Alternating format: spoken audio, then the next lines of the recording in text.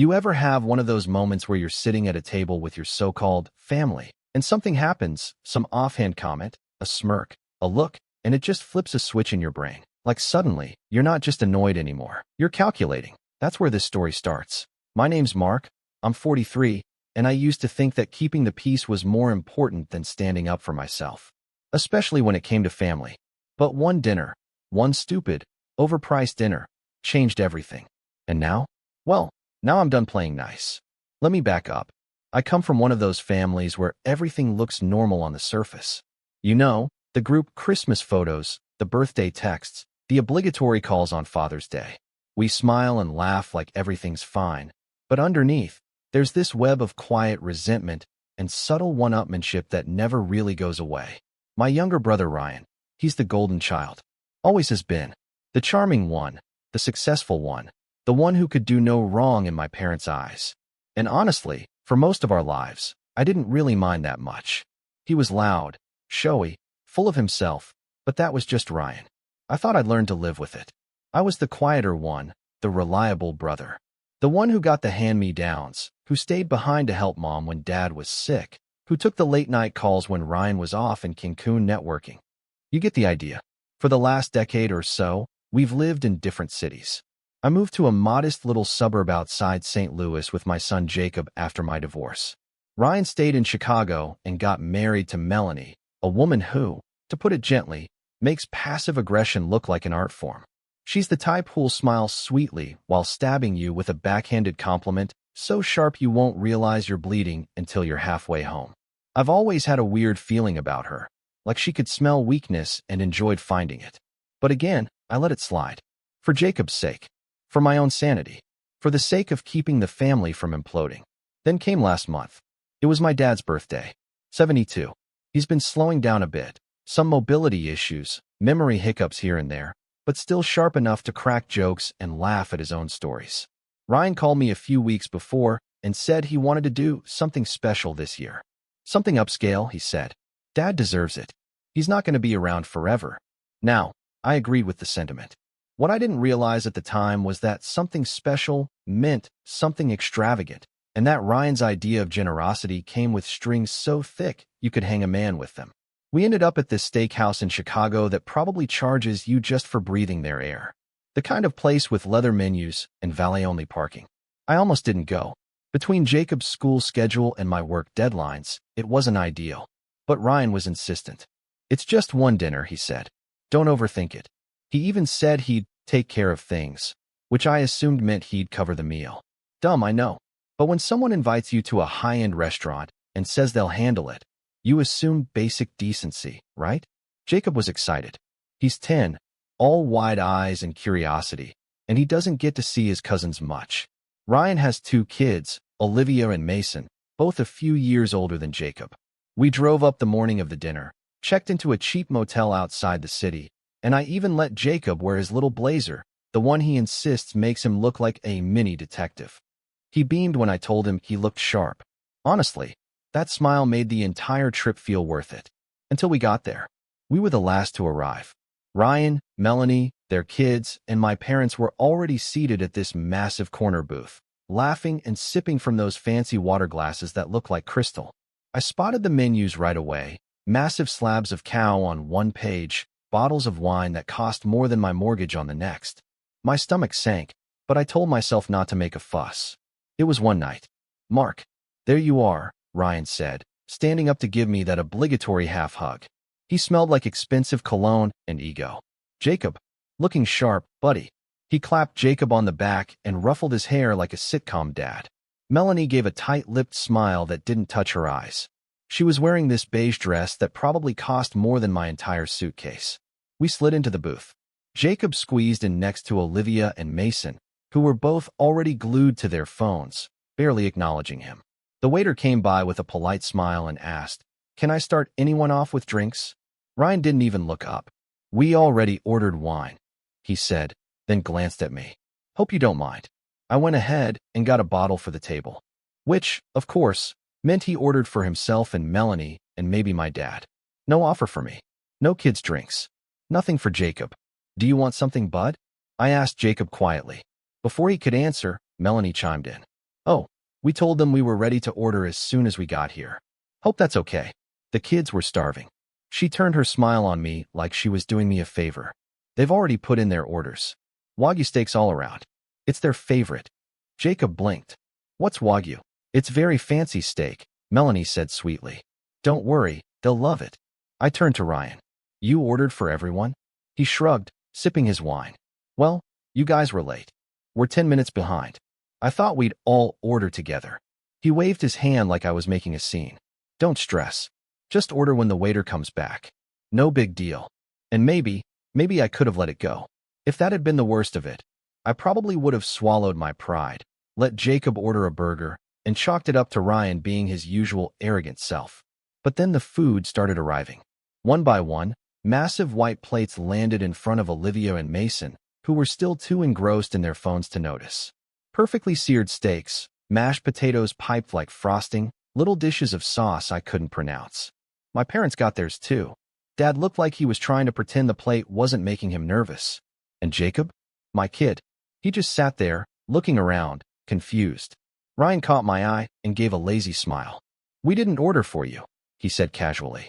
Figured you'd want to pick something for Jacob yourself. Before I could respond, Melanie let out a little laugh. Not a real one. One of those low, fake chuckles that people use when they want you to feel small. You should have packed snacks, she said, dabbing at the corner of her mouth with her napkin. You know how picky kids can be. Jacob looked at me then. Really looked. His eyes weren't confused anymore. They were embarrassed.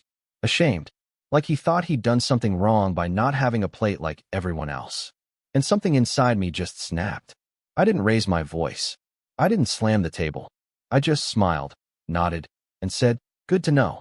And when the waiter came back around, looking a little frazzled, probably wondering why there was a kid with no plate at a table full of gluttony, I leaned in a little and said, actually, can I talk to you for a moment? That's when things started to change. That's when the entire mood at the table shifted, just slightly. Just enough. Ryan raised an eyebrow. Melanie narrowed her eyes. Jacob looked up at me, hopeful. But I wasn't just thinking about Jacob's dinner anymore. I was thinking about every time Ryan had forgotten to pay me back. Every time he made me look small in front of our parents. Every snide remark from Melanie. Every moment I let things slide for the sake of peace. Because this wasn't about steak. It was about respect. And I had a plan. The waiter's name was Luis. Mid-30s, polite to a fault. The kind of guy who probably had to put up with Wall Street types and wannabe influencers on the regular. I could tell he was used to complicated requests and forced smiles. But when I motioned for him to step aside with me for a second, he hesitated like he wasn't sure if he was about to be scolded or tipped. I'm not complaining, I told him quietly, just out of earshot from the table. But I want to order a meal for my son, something good. Not just the cheapest thing on the menu. Whatever the other kids got, but make it medium, not medium rare. And add one of those little dessert things too, if you've got him. Something with chocolate. Luis blinked, nodded, and jotted it down quickly. Of course, sir. I'll rush it. Should I? He tilted his head toward the table, silently asking if I wanted to make a scene. No, I said. Just bring it like it was always part of the plan. He gave a quick, professional smile and vanished toward the kitchen. I turned back to the table to find Melanie staring at me over her wine glass like she was trying to decode a puzzle she didn't like. Ryan was mid-story about some new real estate investment, something about a short-term rental in Palm Springs and how it was basically printing money. Dad was nodding along politely, like he always did when he didn't understand but didn't want to admit it. Mom was already 3 glasses in and playing with the stem of her glass, chiming in every so often with a drawn-out sounds fancy. Jacob was silent, staring down at the empty space in front of him. He kept glancing at Olivia's steak like he wasn't sure if it was okay to look at food he couldn't eat. That did something to me. Not anger, deeper. Like a sadness I'd been carrying in my chest for years had suddenly become too heavy to keep ignoring. 10 minutes later, Luis returned with Jacob's meal. Plated to perfection. Steak cut into slices already, potatoes whipped into a smooth spiral, and a tiny glass cup of chocolate mousse with a gold flake on top. Jacob's eyes lit up. He looked at me like I'd just pulled a rabbit out of a hat. Thanks, Dad, he said, quiet but so genuine I nearly choked on my water. No problem, buddy. Melanie raised an eyebrow. Going all out, huh? I smiled. Figured he deserved the same as everyone else.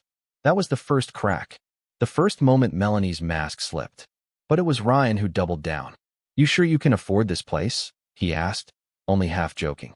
"Didn't realize your job started paying 6 figures. I didn't take the bait. I didn't realize yours stopped." He let out a laugh, too loud and too forced. "Touché. I wasn't trying to be clever. I was just tired. Tired of being the butt of the joke. Tired of watching Jacob get treated like an afterthought. Tired of pretending I couldn't see the difference between how Ryan's kids were treated and how mine was ignored."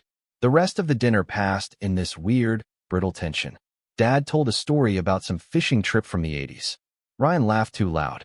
Melanie checked her phone constantly. Mom made vague, wandering comments about how different things used to be. And I just sat there, chewing slowly, every bite tasting more like drywall, trying to keep my expression calm for Jacob's sake. It wasn't until dessert came that the second crack happened. Ryan pushed his chair back a little and clapped his hands once. Okay, everyone, big surprise time." The kids looked up, interested for the first time all night. Even Jacob perked up. Ryan nodded at Melanie, who reached under the table and pulled out a silver gift bag. "We got Dad something special," Ryan said, handing the bag over. "Thought we'd make this birthday one to remember." Inside was a set of engraved cufflinks, tucked into a leather box. Platinum, with Dad's initials in a fancy script. They shimmered under the restaurant lights. Dad's hands trembled slightly as he picked them up. "Well, I'll be darned," he whispered. These are beautiful." Mom gasped and put a hand over her heart. "Oh, Ryan. Oh, Melanie. This is just so thoughtful." Ryan smiled like a prince. "We wanted to show our appreciation, for everything he's done." Dad looked at me then, just briefly, almost like he wanted to say something, but couldn't find the words. "You didn't have to outdo yourself," Mom said to Ryan, already tearing up. "Mark, isn't this something?" I nodded slowly. "Yeah, it is." And then came the third crack. Melanie, ever the tactician, leaned forward and said, "Oh, I almost forgot. We have gifts for the kids too." Jacob's eyes lit up again. I could see the hope bloom in his face. And I think that's what made it hurt the most. Melanie reached into her purse and pulled out 2 small boxes. "Olivia, Mason here." The kids tore into them. Matching gold bracelets. Nothing extravagant, but clearly expensive enough to make a statement. Jacob watched, hands folded in his lap. And that was it. There wasn't a third box. "No. Oh, and this one's for Jacob." "No, we'll get yours later, sweetie." Not even a cheap excuse like, "Oops, we left it in the car."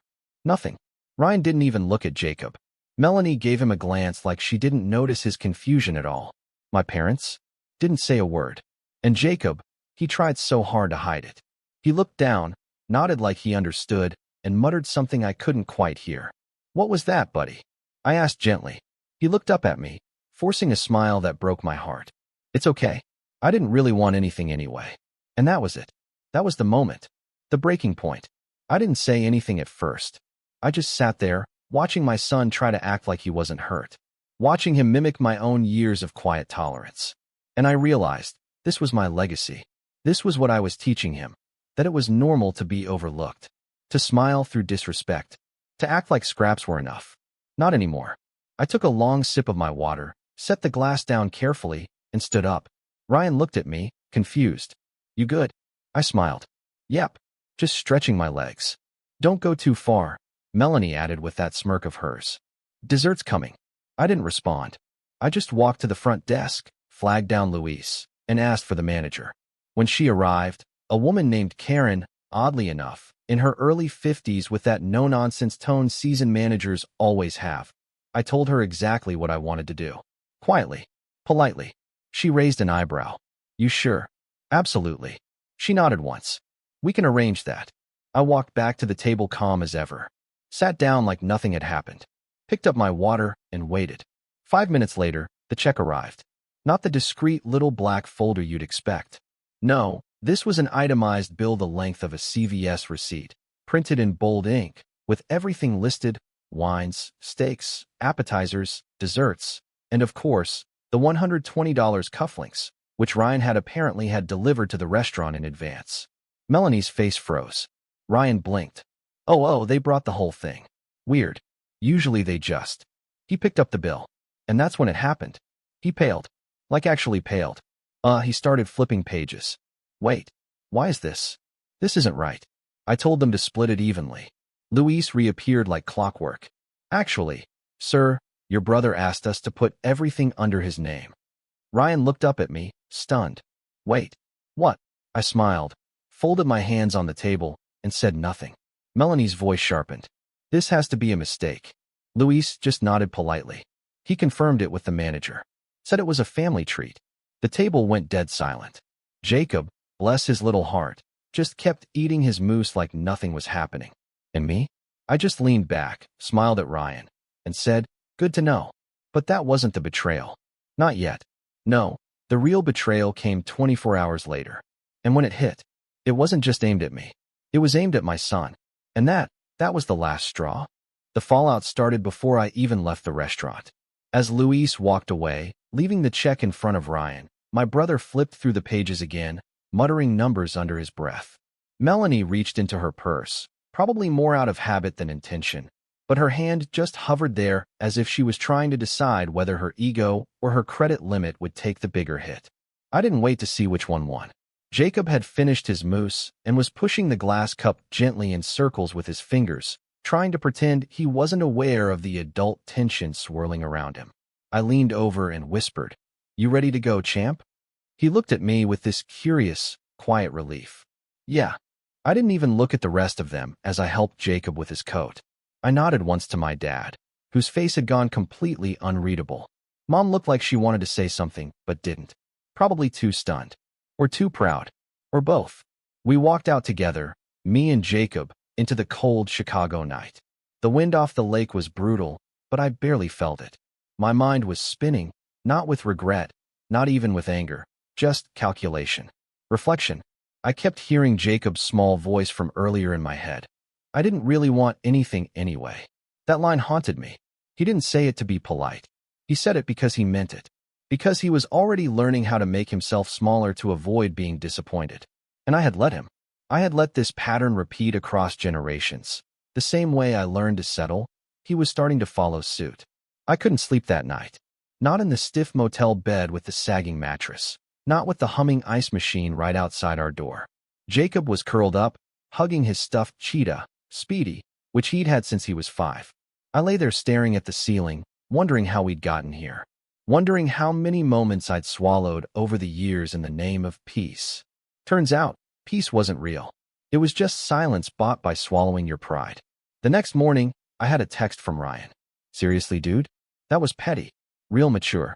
If you had a problem with dinner, you could have said something. Instead, you pull that stunt. I stared at the message for a long time before replying. I did say something.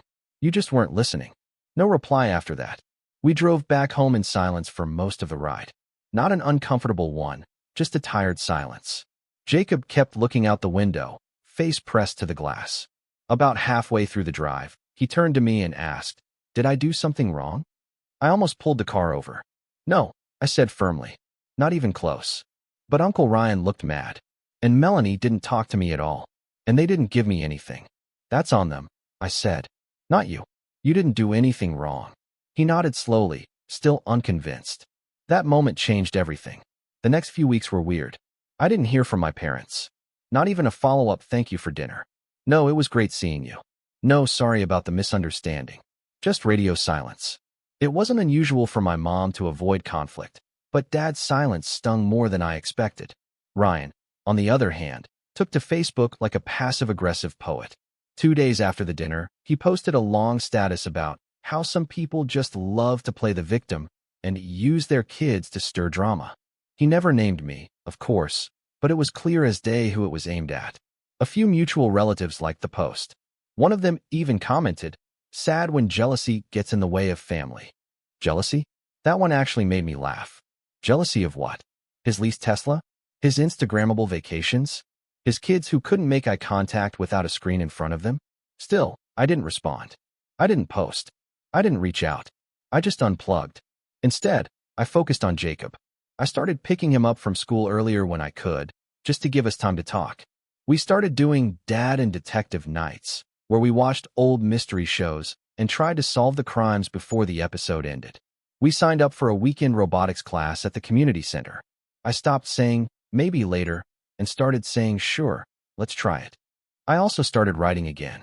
Back in college, I used to love writing short stories, quiet little character pieces about ordinary people trying to make sense of the world.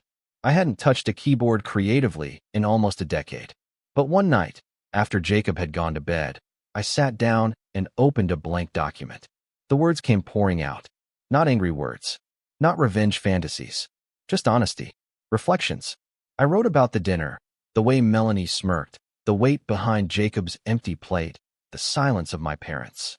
I wrote about what it felt like to realize your family was never really your family. It was raw and painful and somehow freeing. I started a blog under a pseudonym, just to put the word somewhere. No promotion, no ads. Just a quiet corner of the internet where I could untangle the knots I'd been carrying. And something strange happened. People started reading, commenting, reaching out. Apparently, I wasn't alone. Dozens, no, hundreds, of strangers began sharing their own stories. About being the forgotten sibling, the overlooked cousin, the one who always got the well, we thought you were fine on your own treatment. It became a lifeline. Not fame, not fortune, just connection. One woman messaged me to say she read my post while sitting in her car outside her brother's house, debating whether to knock on the door for Thanksgiving or just drive away. She drove away and felt better for it.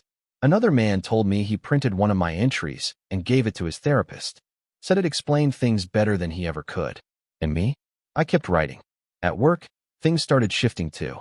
I'd always played it safe, middle management, quiet in meetings, agreeable to a fault. But something had changed. I started speaking up more. Not aggressively, just confidently. I pitched a project I'd been sitting on for a year. My boss raised an eyebrow, said this is solid, and passed it up the chain. 3 weeks later, I was in charge of rolling it out. A modest promotion followed. Not life-changing, but validating. I wasn't invisible anymore. Not at work. Not at home. Not even online. The rise was slow, quiet, but steady. And yet, despite all that, the wound from that dinner still itched. Not because of the money. Not even because of Ryan. Because my parents never called. Not once. It had been almost 2 months. Then, on a random Thursday evening, my phone buzzed. Unknown number. I ignored it. Then came the voicemail. It was my dad. Hey Mark, it's me.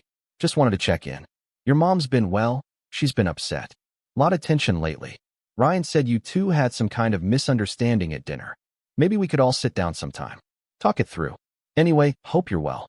Tell Jacob we said hi. I didn't call back. Not right away. Instead, I walked into Jacob's room. He was sitting on the floor, trying to build a catapult out of popsicle sticks and rubber bands. Need help? I asked. He looked up, smiling. I think I almost got it. I sat down beside him. We spent the next hour testing designs and laughing at our failures. For the first time in a long time, I felt present. Whole. The next morning, I opened my inbox and found an email from Melanie. No greeting. Just one line. Ryan says you owe us $672.34. Please transfer it by Friday. That was the moment I realized something I hadn't let myself admit yet. They weren't just selfish. They were petty, vindictive, entitled to the core. And they weren't going to let this go. But neither was I. Because now, I wasn't just protecting myself. I was protecting Jacob. And they had no idea who they were messing with anymore. The email sat in my inbox like a rotten piece of fruit. I stared at it for a solid minute before clicking away. Not deleting it, just minimizing it, like that would somehow make it less real. Melanie's passive-aggressive masterpiece, demanding I reimburse them for a dinner they orchestrated, ordered, and controlled. Down to the last filet and gold flake dessert. $672.34. Right down to the penny. As if she had been waiting for a reason. As if I had given her one. That number clanged around in my head for the rest of the day. Not because of the money. I could cover it. That wasn't the issue. It was the implication. The entitlement. The way she framed it like I was the problem. The nuisance. The barnacles stuck to their yacht. I waited 3 days before replying. Not because I was uncertain, but because I was planning. Thinking. Replaying every moment of that dinner in my head. Every smug smirk. Every empty plate. Every glance my son gave me when he realized he wasn't going to be treated like the other kids. I typed a one-line reply. You'll get your money when Jacob gets an apology. That was it. No response. But that's when I knew. I wasn't dealing with family anymore. I was dealing with people who saw themselves as a tier above me, who thought they could manipulate the narrative. And worse, they thought I wouldn't fight back. They didn't know who I was becoming. Over the next few weeks, something shifted in me. A kind of calm, calculated awareness. Like I'd finally woken up in a house I'd been sleepwalking through for decades. I went back to the blog, my anonymous little corner of the internet. I wrote a piece titled The Empty Plate, a story about family hierarchies. It wasn't just about the dinner. It was about how some families have unspoken rules, unspoken tiers, and how if you're not at the top, you're expected to stay quiet, be grateful, and bring your own crumbs. The post exploded. It got shared on Reddit, then picked up by a parenting site. Then it landed on a blog aggregator that pushed it out to newsletters. Within a week, it had over 150,000 views. The comments flooded in. Dozens of people saying things like, "This is my sister to a T. My mom made my kids sit on folding chairs in the garage while my brother's kids had the dining table." I cried reading this. I thought I was the only one. And that's when something clicked. I had leverage. Not just online. In real life. Because Ryan and Melanie, especially Melanie, cared about appearances. Their entire identity was built around the curated version of their life.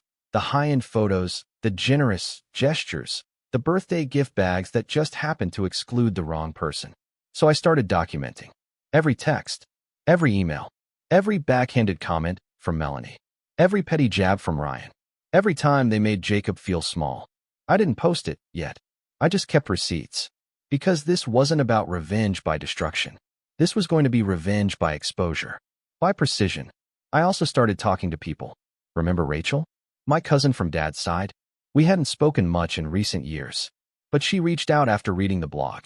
"I didn't know that was you," she said. "But I knew that was our family." We started catching up. Turns out, she had her own stories.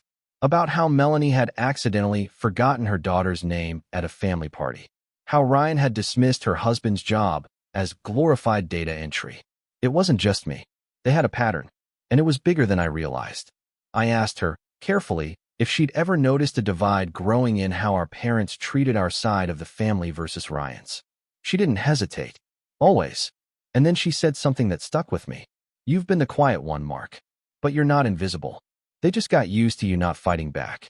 That's when I made my decision. I wasn't going to argue with Ryan anymore. I wasn't going to chase an apology from Melanie. I was going to turn the entire power dynamic on its head. Step 1. Jacob's birthday. It was coming up in March. He was turning 11. Normally, I kept it small. His 2 closest friends, some pizza, maybe a movie night. But this time, I wanted him to feel seen. I rented out a space at the local science center. A huge room with interactive exhibits, robotics kits, and a staff-led demonstration involving liquid nitrogen.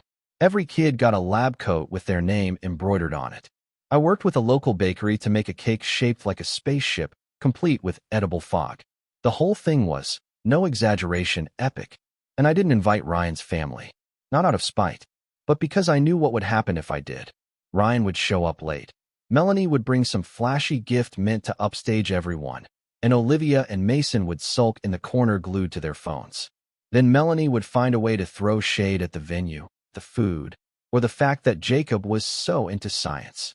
Instead, I invited the people who showed up for us. Jacob's teachers, my co-workers, Rachel and her daughter, a few other parents from Jacob's school who'd always been kind. It was the best party Jacob ever had. And for the first time in a long time, I saw my son walk into a room and feel like he belonged in it. That night, I got a text from Ryan. Saw the pics on Rachel's feed. "Nice party. Shame you didn't include family." I didn't reply. Instead, I posted a new blog entry. Sometimes, family is a circle you get to draw. It was gentle, reflective. I didn't name names. But I made it clear. If someone consistently makes your child feel unworthy, you don't owe them proximity. You owe your child protection. Another post that blew up. Another wave of strangers thanking me. More importantly, Jacob started asking questions. "Dad, how come we don't see Uncle Ryan anymore?" And I told him the truth. Not the whole adult version, but enough. Because not everyone treats us with kindness. And we don't spend time with people who make us feel small. He thought about that, then nodded. I like our new friends better anyway. So did I. The final piece of the setup came when I got a call from a podcast host, someone who ran a parenting podcast with a decent audience. They'd read my blog and wanted me to come on and talk about invisible family hierarchies. At first, I said no. I didn't want to put myself in the spotlight. But then I remembered Melanie's email. I remembered the birthday dinner. And I remembered the look in Jacob's eyes when he realized he wasn't worth a bracelet. So I said yes. We recorded it over Zoom. Just 40 minutes. I didn't use names, but I described the dinner. The empty plate. The "you should have packed snacks" comment. I talked about how subtle disrespect compounds over time. How quiet people eventually wake up. How setting boundaries doesn't make you petty. It makes you powerful. The episode aired 2 weeks later. Within 3 days, it had over 200,000 streams. And then the phone rang again. This time, it was my mother. She left a voicemail. "Mark, what is this podcast everyone's sending me? Did you really say all that? Ryan is furious. Melanie's threatening legal action. Please call me back. This is getting out of hand." But it wasn't. It was finally getting into my hands. They had built a system that only worked if I stayed silent. Now I had a voice, and they had no idea what was coming next. I listened to my mother's voicemail 3 times. Not because I didn't understand it the first time, but because I wanted to feel the weight of her words. Really feel it. The same way I had felt her silence after Jacob sat with an empty plate. The same way I had felt her looking the other way for most of my life. Ryan is furious. Melanie's threatening legal action. There it was. Not concern for what happened to Jacob. Not regret over what she and Dad had allowed to fester. Just panic. Panic over how the family looked. That was the thread that had always held us together. Appearance. Reputation. And now I had pulled on it hard enough that the whole illusion was unraveling. And for the first time in my life, I didn't feel guilty. I felt free. The podcast had gone viral in a way none of us expected. The host messaged me the day after it aired and said, "Dude, I think you struck a nerve with the entire internet." A clip of me describing Jacob's empty plate was turned into a TikTok. Then another. Then a Twitter thread. It wasn't about me anymore. It was about the thousands of people who had sat in the same silence I had, smiling through dinners, being polite while their kids were excluded, swallowing shame so thick it stuck for years. I hadn't intended to start a movement, but somehow I had. Melanie's response came 3 days later. A formal letter, sent to my personal email and work address, drafted by a lawyer whose letterhead screamed empty threats in serif font. The language was precise, polished, and utterly hollow. The recent podcast contains identifiable references to our clients that have caused reputational damage. We are requesting that all mentions be removed and that you cease and desist further commentary. They didn't have a case. I had used no names. I hadn't defamed anyone. I had told a story, a true one, and protected identities. But the irony? They outed themselves. I forwarded the email to the podcast host. He laughed and said, "Classic. Want to do a follow-up episode?" I told him I had a better idea. It was time to close the loop. Jacob and I were in the car on the way to a science fair when the real revenge began. I asked him, casually, "Hey, if you could do anything for a summer project, like anything, what would it be?" He thought about it for a second. "Build my own drone. Like one that can actually fly and take pictures." I nodded. "Okay, let's do it." That weekend, I reached out to a few people I'd met through the blog, engineers, makers, even a retired NASA tech who lived just one state over. I asked if they'd be interested in mentoring a small group of kids on science projects. Not for profit, just to pay it forward. Within a week, we had 6 kids, 3 volunteer mentors, and a free room at the local library every Saturday. We called it the Young Inventors Club. I didn't invite Olivia or Mason. Didn't even tell Ryan. But Rachel's daughter joined. So did a kid from Jacob's school who had never been invited to a single birthday party because he was too intense. So did another boy whose dad had left recently and who had started acting out at school. Every week, we built something. A soda bottle rocket, a solar oven, a robotic hand made from cardboard and string. And every week, Jacob stood a little taller, spoke a little louder, laughed a little freer. And me? I wrote it all down. Every project, every breakthrough, every small triumph that proved to me that family isn't who you're born with. It's who shows up. Meanwhile, Ryan and Melanie's carefully curated world started to crack. It began online. A momfluencer posted a reaction video to my podcast clip titled, "Who TF says you should have packed snacks to a kid?" The comments exploded. Melanie energy. Imagine treating your nephew like a stray. Deadbeat aunt and uncle vibes. People didn't know it was her, of course. But Melanie did. And Ryan did. And based on the growing number of mutual friends who had stopped liking their Instagram posts, I think a lot of people figured it out. Then came the real fallout. A mutual friend, Brandon, called me out of the blue. "I probably shouldn't be saying this," he said.